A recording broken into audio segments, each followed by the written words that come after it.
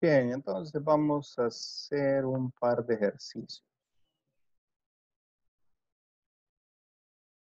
Vamos a hacer un par de ejercicios, nada más. Supongo que ustedes tienen una familia. Vamos a hacer el heredograma.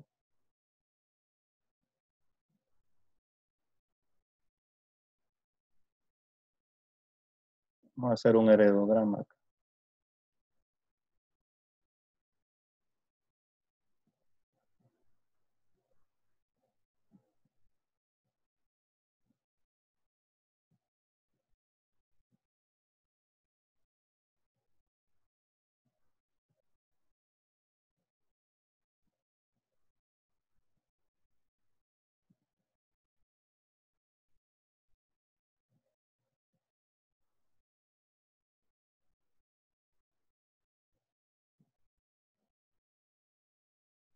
Vamos a jugar un heredograma arbitrario por acá.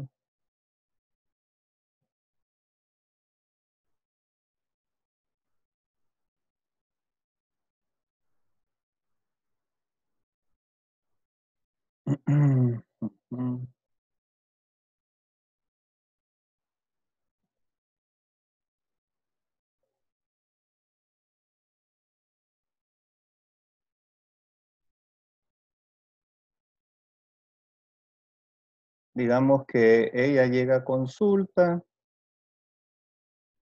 y está preocupada porque esta persona de acá padeció de anemia de células falciformes, una enfermedad recesiva. Entonces eso la preocupa a ella, ¿verdad? Pero a ella le gusta el primo, le gusta este señor, pero también le gusta a él, ¿verdad? Y él tiene, no sé, qué camaroneras tiene, ¿verdad? Algo tiene, camaroneras, o anda un carro bien bonito, entonces le gustó. Y él es el primo, pero le gusta a él más todavía, ¿verdad? Entonces está entre, bueno, dice, voy a decidir por el riesgo de padecer de esta enfermedad, por el riesgo de tener hijos, ¿verdad? De esta enfermedad que padeció mi ancestro. Entonces vamos a hacer el ejercicio. Digamos que esa enfermedad, tenemos una población de la costa y entonces esa enfermedad se encuentra en una frecuencia, bueno, tenemos una población de la ciudad de San Pedro Sula, ¿eh? Una población de San Pedro Sula. Y esta es la familia de ellos. Esta persona es de San Pedro Sula, esta persona también es de San Pedro Sula, de la población general, ¿no?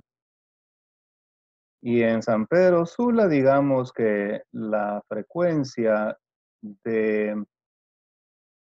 la frecuencia de anemia drepanocítica, digamos, no sé, ¿verdad? Pues la frecuencia, pero digamos que fuera una en 10,000.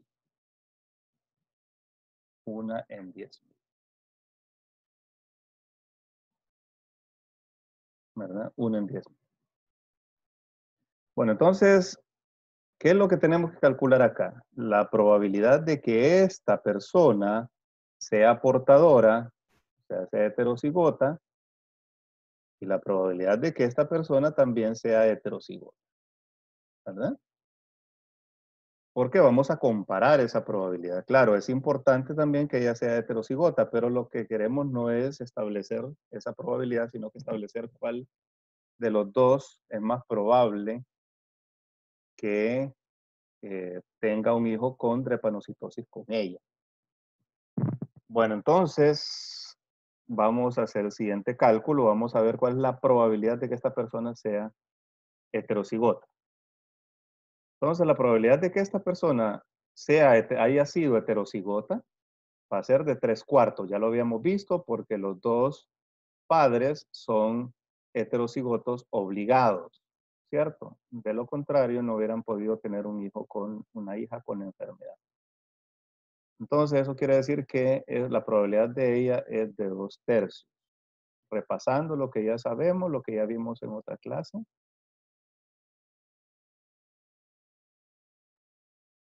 Como no está enferma, podemos eliminar esto y 2 de 3 es la probabilidad. 2/3. La probabilidad de que esta persona le haya pasado el alelo a la siguiente generación es de 1/2. La probabilidad de que esta persona le haya pasado el alelo a esta persona es de otro medio. Y de aquí a acá es otro medio. 2 por 2, 4, por 2, 8, 8 por 3, 24. Entonces 2 sobre 24 es igual a 1 sobre 12. 1 sobre 12. Esa probabilidad, ¿no? Dividan 1 entre 12 para ver cuánto nos sale. 0.12, algo así, ¿verdad? ¿Cuánto sale? ¿Perdón? ¿Perdón? Otra vez, dígame, por favor, no se le oyó. 0.08. 0.08. Es de un 8%, ¿verdad? De un 8%. Ahora vamos a calcular la probabilidad para él.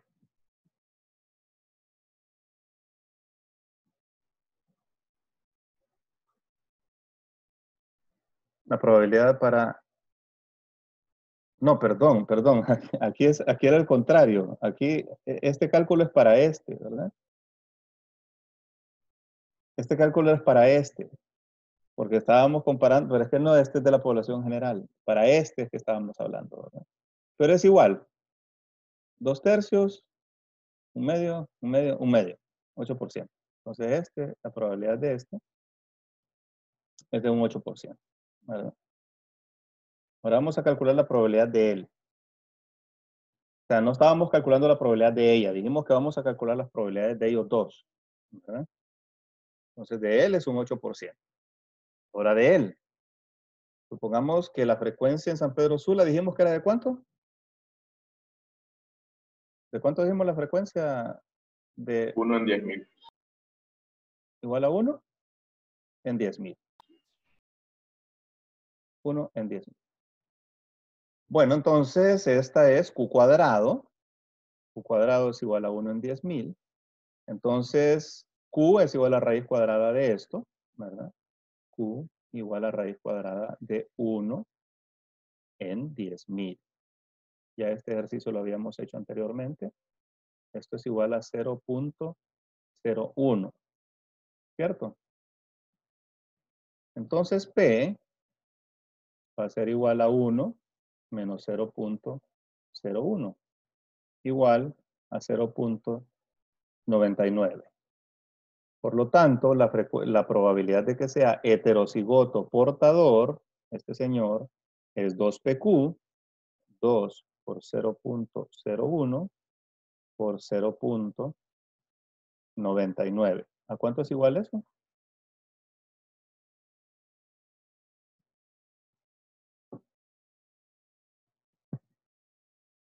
$0.01. No, no puede. 0.01 aproximado, ¿verdad? Ah, Sí. sí. Igual a... No, es más. Por 2, lo multiplicó por 2. Si es que sale 0.01198.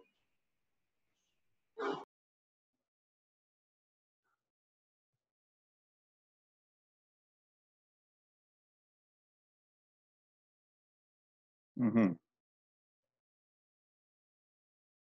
Eso me sale a mí también, doctor, no sé. ¿Cuánto sale? 0. 0.198. 0.0198. Ah, 98. Ah, bueno, ahí sí es diferente. 0.198. Sí, ¿verdad? Sí. Alrededor de 0.2. O sea, la probabilidad de esta persona es más o menos del 2%. Del 2%. Del 2%, ¿verdad? Entonces, no le conviene mucho casarse con el primo, ¿verdad? Esta es una población general de una ciudad grande como San Pedro Sula, no le conviene casarse con el primo porque, ¿verdad? La probabilidad de tener esa enfermedad va a estar aumentada, pero no solo eso, sino que la probabilidad de tener cualquier enfermedad recesiva que haya tenido cualquiera de estos dos, ¿verdad? Cualquier gen recesivo que hayan portado estos dos, aunque no hayan tenido la enfermedad, también se ve aumentado, ¿verdad? En este caso. Entonces, siempre le conviene la exogamia, siempre le conviene casarse con el de afuera. Pero claro, eso no va a ser igual en todos los casos, ¿verdad? No va a ser igual siempre porque las poblaciones difieren unas de otras. No todas las poblaciones son iguales. Entonces, como algo general, decimos, es mejor la exogamia, porque la exogamia entonces hace que el hijo tenga más genes en heterocigosis, que tenga más genes heterocigotos y por tanto la prevalencia de enfermedades recesivas va a ser menor. Y también esa heterocigosis le brinda mayor variabilidad al individuo. Eso se llama fortaleza híbrida, ¿verdad? Así se llama, fortaleza híbrida. Pero ¿qué pasa si, por ejemplo, yo tengo una población?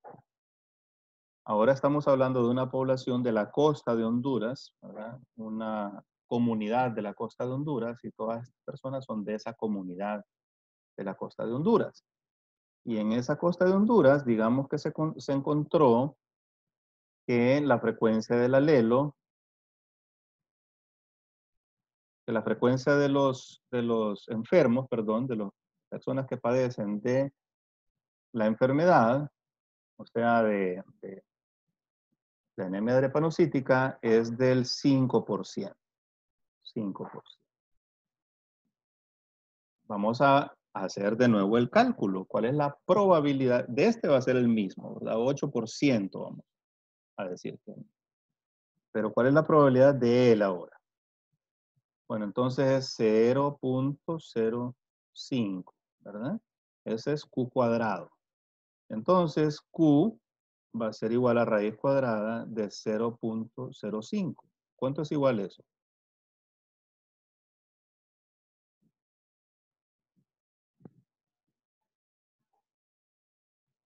¿A cuánto es igual eso? Raíz de 0.05.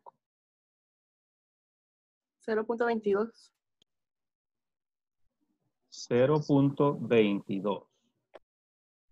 O sea que 2PQ, o sea, la probabilidad de que este sea portador va a ser igual a 0.05 por 0.22 por 2, ¿verdad? 2PQ. ¿A cuánto es igual eso? No, espérense. No, no, no, no, no. No, no, espérense. Vamos mal acá, vamos mal. Vamos mal. Este es Q. Entonces P va a ser igual a 1 menos Q. P igual a 0.82. 78. Perdón, 78. Estoy planchando mucho. 0.78. Y ahora sí, 2PQ va a ser igual a 2 por 0.22 por 0.78. Háganlo.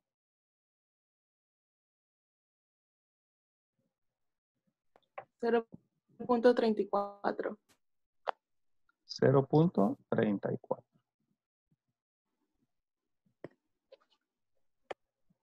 O sea, vieron que aquí aumentó la probabilidad de que este sea portador, aumentó al 34%. Esa es la probabilidad de que sea portador, 34%. ¿Verdad? Entonces, ¿qué le conviene? ¿Qué creen ustedes que le conviene?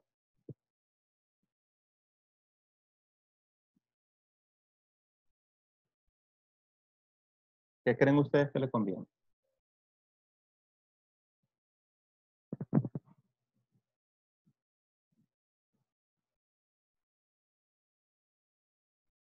Bueno, este tiene una probabilidad del 8%, pero ojo, aquí la población es diferente.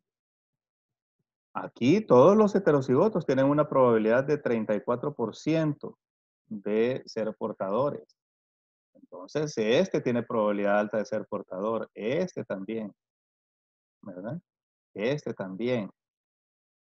Entonces, aquí este 8% va a ser una subestimación de la probabilidad. Porque recuerdan que estos no los tomábamos en cuenta porque las probabilidades de portadores eran bien bajitas. Entonces, eso hacía que no fueran importantes. Pero en este caso, entonces, estas probabilidades son bien altas. Por lo tanto, estamos subestimando este número. No es un 8%. Probablemente sea ligeramente más alto o igual que el de la población general. Entonces, en este sentido, o sea, no tiene ninguna ventaja, ¿verdad? Para esta enfermedad, para el riesgo de esta enfermedad, no tiene ninguna ventaja con ninguno de los dos, ¿verdad? Esto es una subestimación, en realidad, eh, ¿verdad? En realidad esta probabilidad es por lo menos tan alta como esta, de 34%. Porque todas estas personas son de la población general y tienen una alta probabilidad. Entonces, por lo menos igual que el de la población general, ¿verdad? Entonces no tiene ninguna ventaja. Aún así, siempre tiene ventaja pensando en otros genes de recesividad que tenían estas dos personas, ¿verdad? Entonces siempre la endogamia aumenta estos genes. Pero claro, o sea, ese riesgo depende de la población y de la historia demográfica de esa población. No todas las poblaciones son iguales, ¿verdad? Entonces depende de la historia demográfica de una población. Por ejemplo, nosotros decimos, imagínense que esta población, ahora que no es una población de la costa, sino que fuera una población que se encuentra en el corazón de la Amazonía, en el corazón de las selvas amazónicas en Brasil, y nunca ha visto poblaciones humanas excepto ellos, y es una población de 100 habitantes y tiene de vivir así miles de años, ¿verdad? Miles de años, tal vez 10.000 años, algo así. Entonces, en esas poblaciones, como ha pasado tanto tiempo en endogamia, ¿verdad? O sea, ¿con quién más se van a parear? Solo entre ellos. Entonces ha habido una fuerte deriva génica y ha purificado esa población, de tal manera que ahora todos son muy parecidos, son iguales, todos son primitos, son como hermanos, ¿verdad? Y a lo largo de todo ese tiempo que ha pasado de reproducción endogámica, al principio aumentaban las enfermedades recesivas, pero de tanta endogamia que hubo que esos alelos recesivos se fueron purgando por selección natural. La selección natural fue removiéndolos, porque los individuos enfermos tienen menos probabilidad de reproducirse y entonces ese alelo va disminuyendo en frecuencia, ¿verdad? Y los alelos malos fueron finalmente, los alelos en recesividad fueron purgados finalmente de tanta endogamia que ha habido. O sea, están adaptados a la endogamia. Entonces, para una persona así, le da lo mismo, ¿verdad? Casarse, o sea, es la misma cosa. El riesgo de que haya alelos en recesividad, ¿verdad? Compartidos es el mismo. No hay ninguna ventaja. De hecho, más bien todos van a ser así, ¿verdad? O más, o más emparentados. Todos los de esa población van a ser así. No va a haber chance de exogamia, ¿verdad? Entonces la exogamia, ahora hablando de poblaciones en general, no de un individuo en particular, ¿verdad? No de una persona en particular. ¿La exogamia es buena o es mala? De nuevo, tiene sus partes buenas y tiene sus partes malas. Por ejemplo, si nosotros juntamos dos poblaciones, población española y población indígena, las juntamos, ¿ah? El resultado de la mezcla va a ser una población híbrida, va a ser el mestizo. ¿El mestizo cómo es? ¿Más fuerte o menos fuerte? Bueno, eso depende. ¿Va a tener fortaleza híbrida? Claro que sí. Va a tener más genes en heterocigosidad. Pero Pero cuando nosotros juntamos esas dos poblaciones, recuerden que tenemos genes particulares de enfermedades, alelos particulares de enfermedades en la población española y alelos particulares que son otros de otras enfermedades genéticas en la población indígena. Al juntar estas dos poblaciones, entonces va a aumentar el número de enfermedades recesivas presentes en esa población hija. El número de enfermedades. Pero la frecuencia va a bajar muchísimo porque son heterocigotos. ¿Estamos? Aunque el número de enfermedades genéticas aumente, el número de genes que tienen algún alelo con problemas aumente, la frecuencia de esas enfermedades va a disminuir muchísimo porque ahora van a ser heterocigotos. Va a aumentar la heterocigosidad y eso da fortaleza híbrida, pero el número de enfermedades lo va a elevar, ¿verdad? Al contrario de lo que ocurre con el efecto fundador y la deriva génica. ¿Qué pasa ahí? El número de alelos disminuye, cae bruscamente, ¿cierto? Por el efecto fundador, por el cuello de botella, que eso se llama cuello de botella. Tenemos una enorme variabilidad genética y el cuello de botella solo permitió que pasaran algunos alelos y eso determinó una disminución de la variabilidad. Entonces, todo lo contrario ocurre con las mezclas. Con las mezclas, vamos a aumentar el número de alelos, vamos a aumentar la diversidad genética en los hijos. Entonces, todo depende, ¿verdad? La deriva génica, por un lado, hace que el efecto fundador de la deriva génica, que ciertos alelos se eleven en ciertas poblaciones y son alelos de enfermedad. Entonces, la selección natural está purgando esos alelos. Creo que esto ya lo vimos, pero bueno, vale la pena repetirlo, ¿verdad? La selección natural está purgando estos alelos. Volvemos otra vez al caso de la hemoglobina S, ¿verdad? Los enfermos, los heterocigotos, los homocigotos. Perdón, los homocigotos sanos. Entonces la selección natural está purgando estos alelos porque los homocigotos sobreviven menos y se reproducen menos. Entonces, están eliminando estos alelos de esa generación y en la siguiente generación el alelo S se va a ver disminuido. Se va a ver disminuido. En una población africana, la selección natural va a estar beneficiando a estos porque tiene gran prevalencia de malaria. Entonces va a estar beneficiando a estos y el alelo S va a estar aumentando en los heterocigotos, al contrario, ¿no? Pero luego, por un proceso de efecto fundador, un proceso de cuello de botella, una población nueva que viene a vivir a Honduras, entonces puede ser que de nuevo vuelva a elevar, que eleven más que en África la proporción de alelos S, por pura casualidad, ¿verdad? Simple y sencillamente porque en el cuello de botella fueron varios individuos que tenían ese alelo S, entonces se elevó, a pesar de que la selección natural puede estar actuando en contra. Entonces hay varias fuerzas. Cuando Darwin escribió su libro, El origen de las especies por selección natural, así se llama, ese es el título del libro de Darwin, que lo publicó por allá por 1850 y algo, creo, ¿verdad?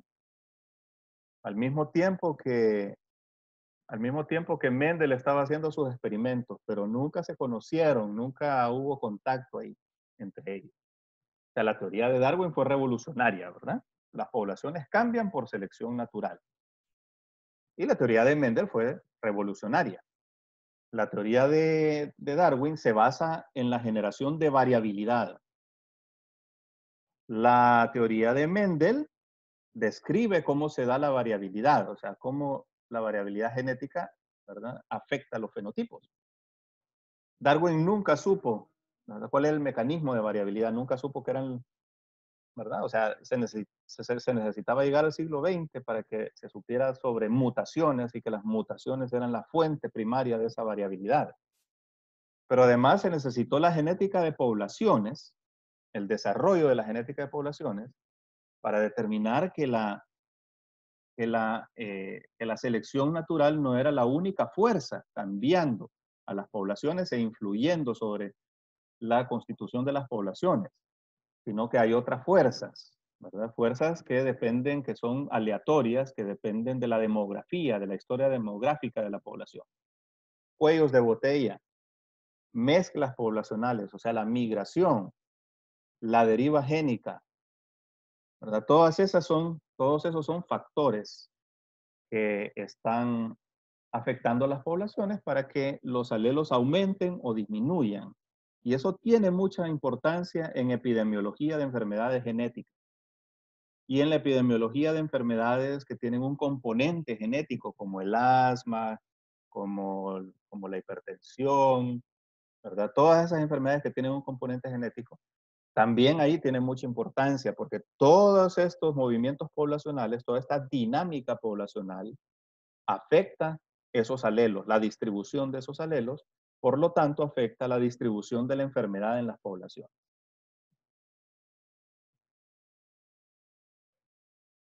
¿Alguna pregunta hasta acá?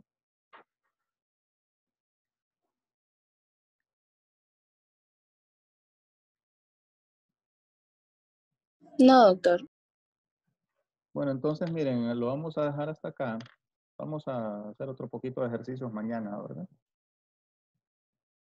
Pero hoy lo vamos a dejar hasta acá. Vamos a hacer ejercicios, bueno, por ejemplo, busquen ustedes estas cosas en internet, ¿verdad? A ver si encuentran algo. Por ejemplo,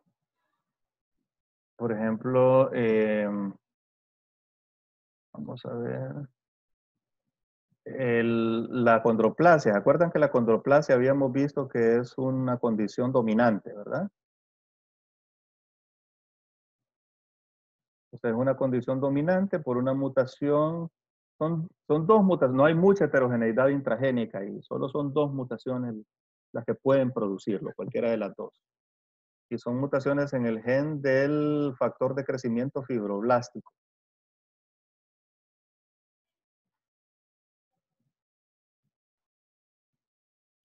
Bueno, bien,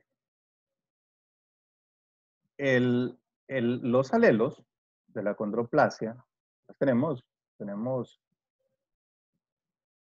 tres fenotipos, ¿verdad? Estos no son viables. Estos no son viables. Y estos se van probablemente a reproducir menos que los individuos normales. ¿Qué quiere decir esto? Que por selección natural, el alelo A va a estar disminuyendo, ¿verdad? En la siguiente generación va a haber menos proporción de alelo A. Uno, porque son menos fértiles porque los homocigotos, ¿verdad? Mueren tempranito, ¿verdad? Y dos, porque probablemente se reproducen menos. La tasa de fertilidad es menor. Entonces eso hace que estos son los enfermos, ¿verdad? No enfermos, son los que tienen la condición, no le vamos a llamar enfermos, los que tienen la condición. Bueno, entonces, ¿por qué no se elimina del todo este alelo en la población? ¿Por qué siempre seguimos viendo enanos acondroplásicos en la población? Porque la selección natural, se equilibra con la tasa de nuevos alelos, con la tasa de mutación a nuevos alelos. O sea, la mutación hacia acá es menos probable que la mutación hacia acá, ¿verdad? Entonces eso hace que la frecuencia alélica se mantenga más o menos constante en cada generación. Hay una fuerza que es la selección natural removiéndolo y hay otra fuerza que es las mutaciones manteniendo las frecuencias alélicas ahí en esa población. Entonces ustedes busquen cómo se equilibra. Vamos a ver si encuentran en internet, ¿verdad? Vamos a ver si encuentran el fundamento matemático, cómo podemos hacer para ver cómo se equilibra esas ecuaciones para que mantengan una frecuencia poblacional constante de una generación a otra. ¿Verdad? Una frecuencia de heterocigotos constante. Son fuerzas opuestas actuando sobre el mismo alelo, ¿verdad?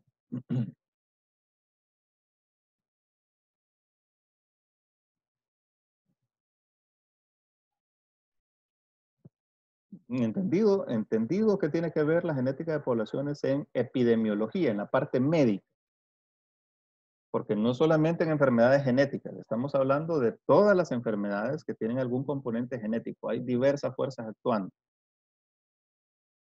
¿verdad? Esa es la parte médica. O sea, parte de la antropología que nos ayuda a dilucidar migraciones pasadas, ¿verdad? El reloj molecular nos ayuda a dilucidar cuándo se separaron especies entre sí y hacer árboles de la vida. Entonces esa es la parte antropológica. Y la parte biológica también, ¿verdad? La genética de poblaciones tiene mucho que ver con la biología. No solamente con el ser humano, sino que nos ayuda a hacer árboles filogenéticos, ver distancias. Vamos a ver si mañana vemos algún tipo de distancia genética. Vamos a describir qué son distancias genéticas. O sea, a partir de las frecuencias alélicas de dos poblaciones para un solo gen, podemos ver cuánto tiempo, ¿verdad? Podemos ver la distancia, que hay un numerito que es la distancia, ¿verdad? Que tiene, y esa distancia puede traducirse en tiempo de separación a partir del ancestro común. Entonces podemos hacer distancias entre poblaciones, distancias genéticas. Y hay formulitas especiales para calcular esas distancias genéticas, ¿verdad? Entonces vamos a ver si mañana miramos alguna de las más sencillas. Una formulita sencilla, ¿verdad? Y así podemos calcular la distancia genética. Bueno, con el FST podemos calcular la distancia genética. Eso vamos a hacer. Vamos a sacar el FST entre pares de poblaciones y ver cuáles son las distancias genéticas. Bueno, vamos a ver. Vamos a pararlo acá.